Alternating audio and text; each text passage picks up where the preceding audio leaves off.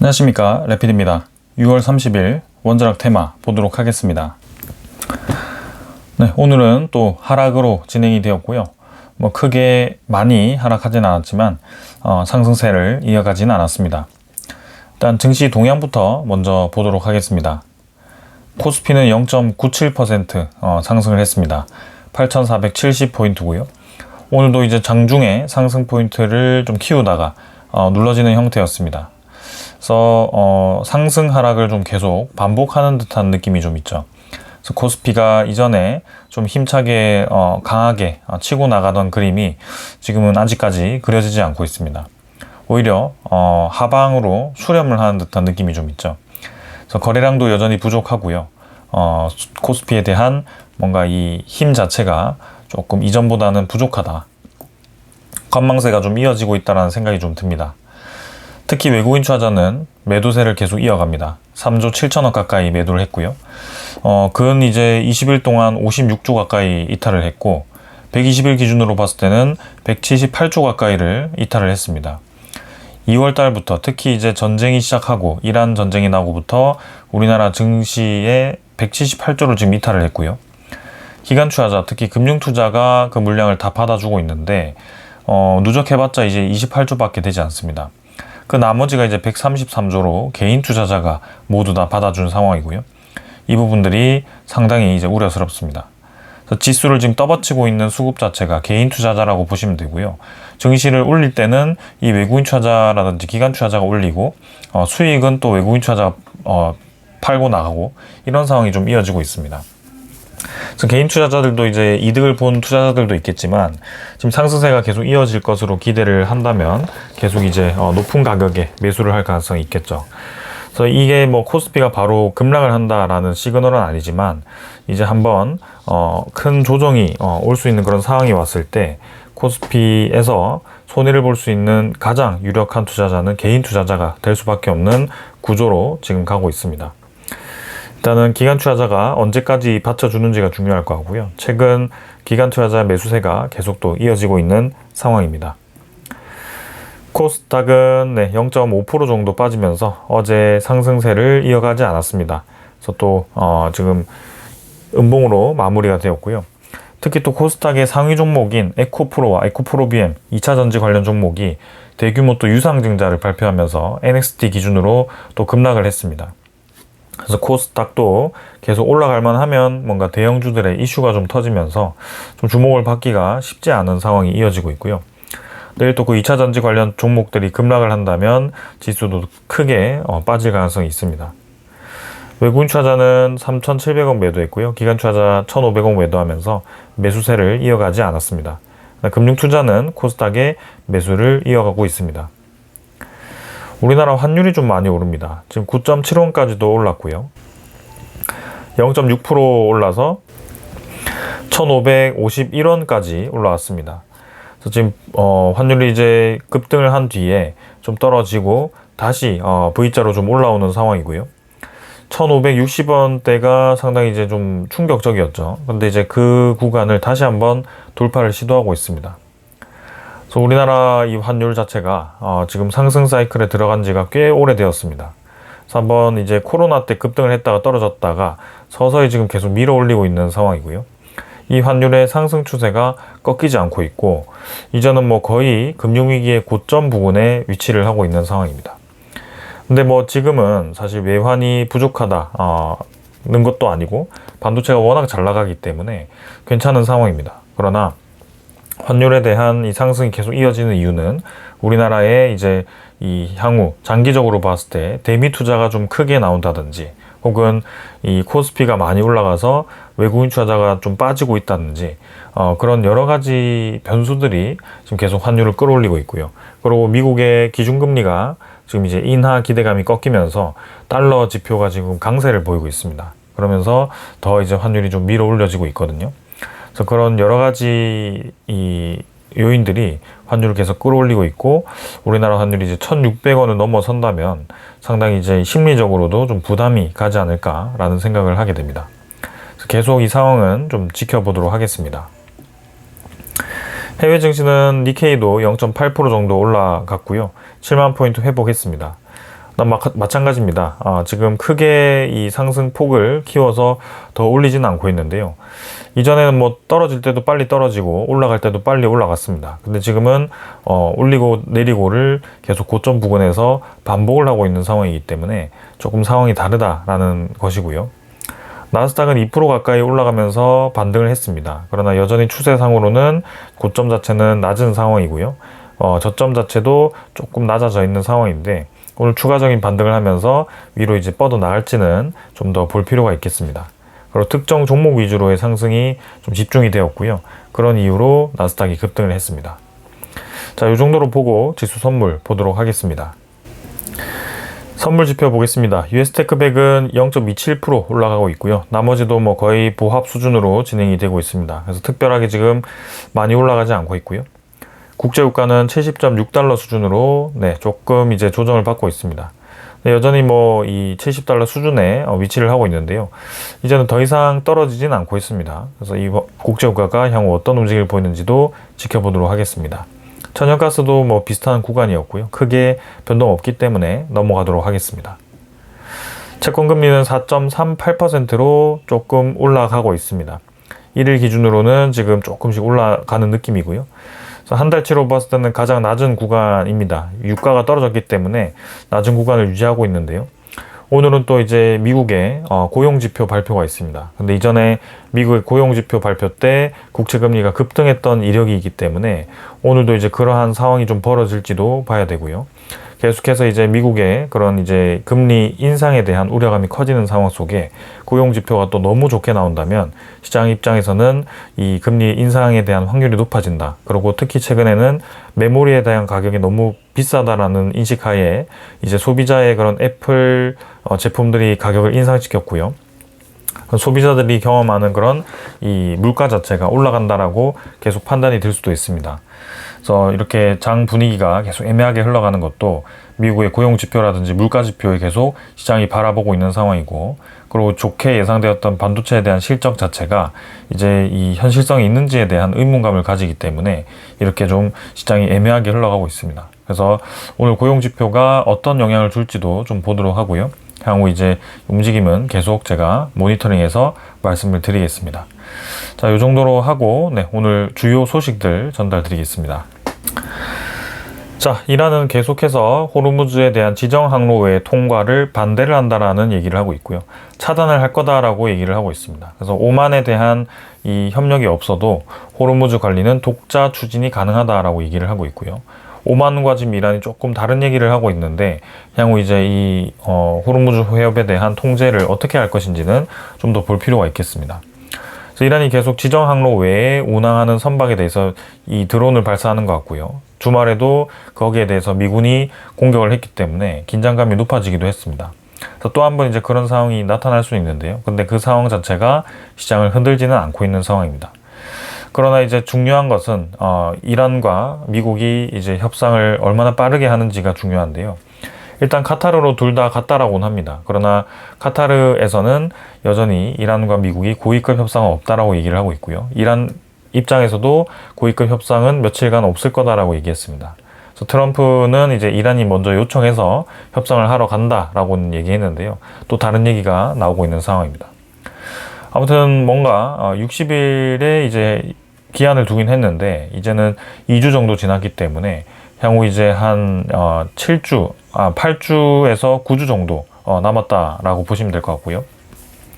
그 구간에서 이제 과연 현실성 있는 협의가 나올 수 있을 것인가, 또 시간만 끌다가 서로 이제 이란 입장에서는 경제 숨통을 좀 튼 거고 미국 입장에서는 이제 세계에 대한 경기 침체를 빠질 수 있는 그런 기름을 좀 많이 내보냈기 때문에 그리고 이제 어느 정도의 리스크는 해소가 된 상황이죠.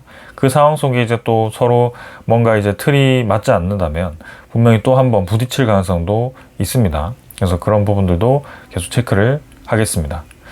그리고 이제 우리가 생각해야 될 건 또 하나가 더 있습니다. 미국의 이제 금리 인하에 대한 종료 평가입니다. 그래서 주요 IB 은행들이 하반기에 이제 동결이라든지 인상 전망을 이제 점점 하고 있고요. 인상 전망이 그렇게 많진 않지만 일단 기본 전제가 이제 동결로 넘어가기 시작했습니다. 그리고 이미 물가가 PC 지표가 4% 이상 나왔기 때문에 이 4%를 다시 2%로 떨어뜨리는 게 중요한데요. 근데 기름 자체가 이제 유가가 떨어지긴 하더라도 이 소비자 물가 자체가 2%로 빠르게 떨어지기는 쉽지는 않을 겁니다. 그래서 이미 중간 자재들이 다 올라와 있는 상황이기 때문에 그런 부분들이 물가를 떨어뜨리기 위해서는 적어도 동결을 하거나 금리를 올려야 한다. 그런 상황 속에 이제 미국의 이런 빅테크 기업들이 이제 빚을 내서 AI 칩을 산다라는 얘기를 하고 있고요. 그런 상황 자체가 이제 이 실적에 대한 의문감을 들게 한다는 겁니다. 그래서 이제 현금성 자산이 부족한 이 기업들 위주로 이제 그런 이 실적 발표 때마다 굉장히 깐깐한 이제 평가들이 들어올 거고요. 특히 이제 7월 달에 있을 빅테크 기업들의 실적 발표가 향후 이제 주가에 영향을 많이 줄 수 있습니다. 7월 초에는 삼성전자가 이제 실적 발표가 있고 10월 말에는 SK하이닉스 실적 발표가 있는데요. 사실 마이크론도 실적이 굉장히 좋게 나와서 20% 가까이 급등을 했다가 그 뒤로 이 칩플레이션에 대한 우려감으로 또 이제 주가가 많이 떨어졌습니다. 그래서 그렇다고 본다면 우리나라 반도체 종목들도 실적 발표 당연히 좋게 나올 걸로 예상이 되고요. 마이크론에 대한 이 실적이 어닝 서프라이즈인 것도 우리가 봤기 때문에 당연히 삼성전자, SK하이닉스도 어닝 서프라이즈가 나올 거라고 보고 있는 거죠. 근데 그것은 이제 다 알고 있는 사실이고 이제는 그 뒤의 얘기가 문제입니다. 그래서 그런 부분들이 이제 칩플레이션이 여전히 시장이 견딜 만큼 견고하다. 빅테크 기업들의 실적이 견고하다라고 본다면 이 칩에 대한 이익은 계속 가져올 수 있을 겁니다. 근데 만약이라도 AI에 대한 성장성이 꺾이고 그런 이제 칩플레이션으로 인한 빅테크 기업들의 실적이 급격하게 안 좋아지는 시그널이 보인다면 거기에 대한 이제 이 메모리 수요가 감소할 것이라고 시장이 판단할 수 있고요. 그러면 AI 버블 자체가 또 거기서부터 번질 수도 있습니다. 그래서 그런 부분들을 좀 주의하면서 계속 볼 필요가 있겠습니다. 자, 이 정도로 하고 종목으로 넘어가도록 하겠습니다. 자, 두산에너빌리티 보겠습니다. 오늘 1.6% 올라서 86,600원, 내려서 86,600원으로 진행이 되었고요. 어제 급등을 이어가진 않았습니다. 그래서 애매하게 좀 자리를 잡았고요. 그래서 사실 뭐 양봉 몇 번 나오고 또 추가적인 하락이 나왔던 터라서 지금도 이제 증시에 대한 그런 흐름이 중요할 것 같습니다. 지금은 사실 이제 정말 이제 반도체가 떨어지면서 반도체에 대한 순환매가 나올 것인가 혹은 이제는 아예 AI 버블로 갈 것인가 요 두 가지가 있을 것 같습니다. 근데 AI 버블로 가게 되면 사실 이 에너지 기업들도 좋은 평가를 받지는 못할 것 같고요. 근데 이제 반도체에 대한 순환매가 돈다면 이제 다른 이제 에너지 기업으로 좀 이 집중이 될 수 있겠죠. 그래서 그 두 가지 중에 하나가 될 수 있을 것 같고요.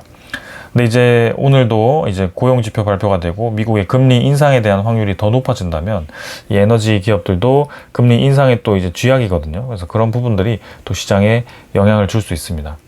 그래서 일단은 지켜보도록 하고요. 하방이 한번 열려 있는 상태이기 때문에 뭔가 시장이 다시 한번 안정화를 찾기 전까지는 조금 더 주의해서 볼 필요는 있겠습니다.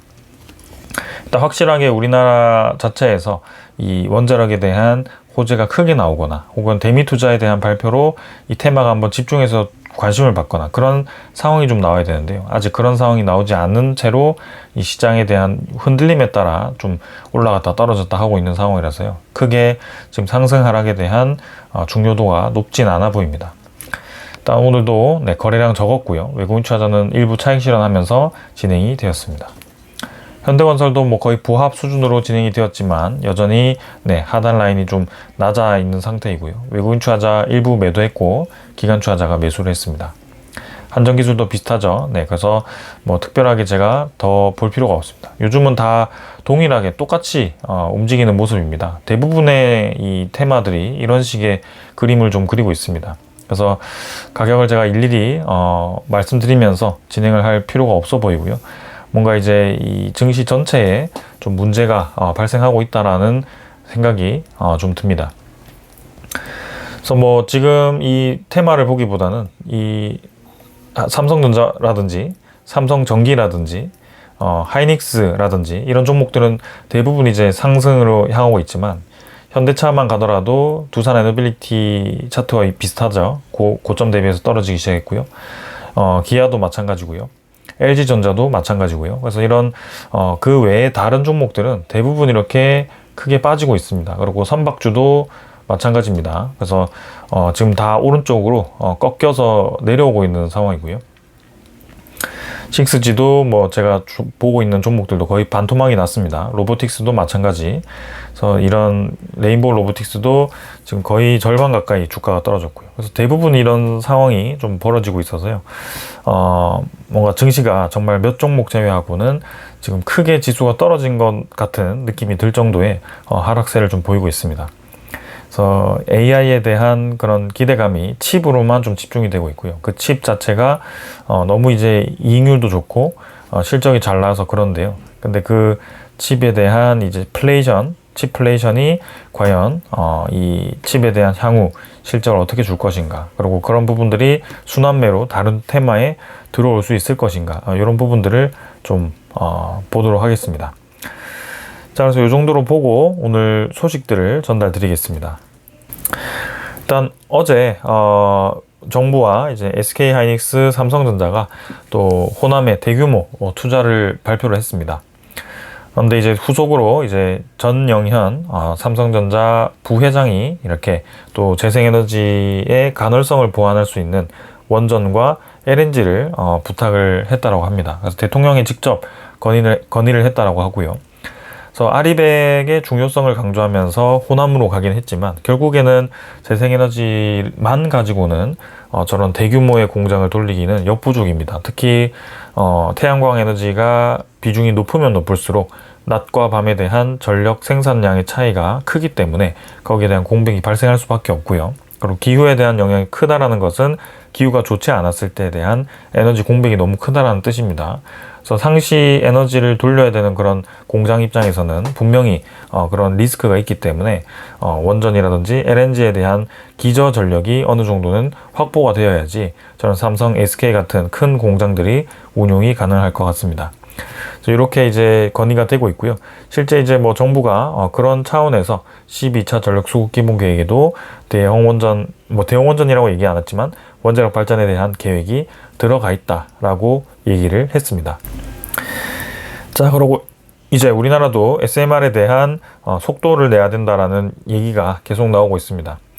이미 뭐 중국은 상용화를 했고요. 러시아도 마찬가지고요. 그리고 이제 미국과 일본이 이제 힘을 합쳐서 그런 SMR에 대한 속도를 내고 있고, 캐나다도 건설을 하고 있고, 유럽에서도 이제 발빠르게 움직이고 있습니다.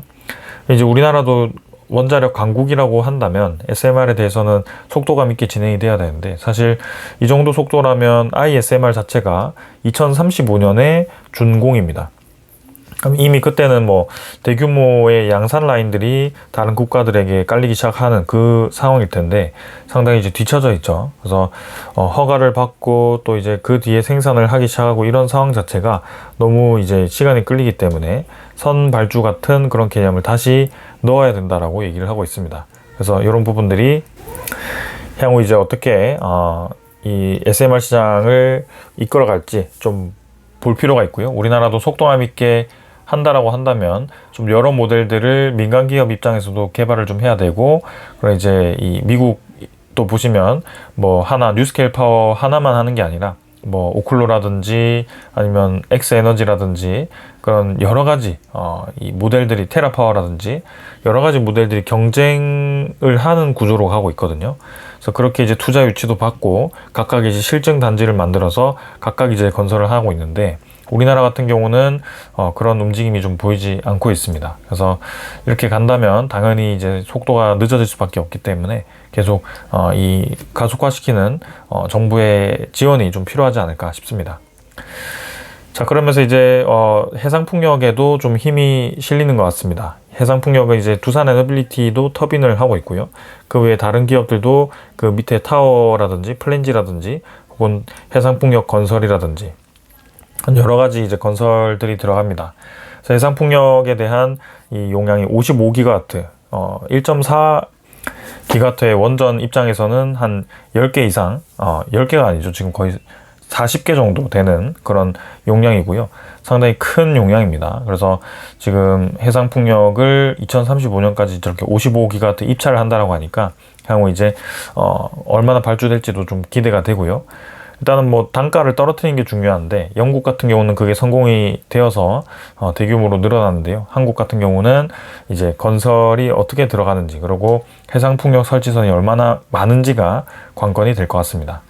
이 정도로 이제 국가적으로 이제 뭐 반도체라든지 그런 여러 가지 생산 라인들이 중요하다는 걸 인지를 했고, 그 다음에 거기에 뒷받침되는 에너지가 얼마나 중요한지 지금 이제 오픈이 되기 시작했습니다.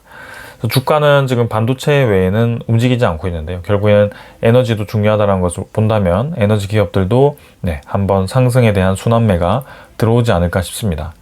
단 이제 금리 상승 사이클에 있어서 건설, 그 다음에 그런 이 철강 기업들이 조금 피해를 볼 수 있는데요. 그런 부분들이 향후 어떻게 될지도 계속 주시를 해 보겠습니다. 그런 장기적으로 본다면 이번 이 사이클에서 상승을 하지 못하더라도 결국에는 장기적으로 SMR에 대한 기대감으로 혹은 대형 원전에 대한 기대감으로 좀 올라갈 수 있는 기업들이라고 보고 있고요. 좀 더 멀리 보면서 투자를 하면 좋지 않을까 싶습니다. 그래서 이 정도로 이제 마무리를 하고요. 내일 또 오늘 발표되는 고용 지표가 어떻게 되는지, 그리고 7월 달에 들어갔을 때 시장이 어떻게 되는지 한번 살펴보도록 하겠습니다. 감사합니다.